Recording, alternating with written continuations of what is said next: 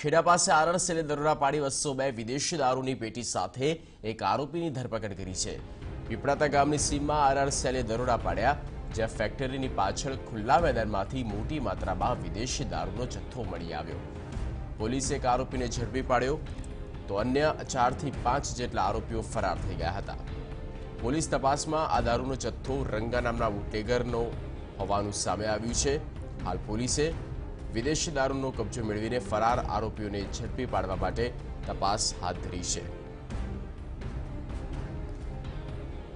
ખેડા પાસેનો બનાવ છે અને આરઆરસેલી ટીમને યોગ્ય બાતમી મળી હતી કે ખુલ્લા મેદાનમાં વિદેશી દારૂનો જથ્થો છે અને તેને આધારે રેડ પાડવામાં આવી હતી અને 202 વિદેશી દારૂની બોટલ સાથે એક શખ્સને દબોચી લેવામાં આવ્યો છે અને આ શખ્સ રંગા નામનો બુટલેગર કે જેને ઝડપી પાડવામાં આવ્યો અને અન્ય 3 થી 4 શખ્સો હજુ પણ આ સમગ્ર નેટવર્કમાં જોડાયેલા છે અને તેઓ હાલ ફરાર થઈ ચૂક્યા છે। તેઓને પકડવા માટે પણ પોલીસે તજવીજ હાથ ધરી છે।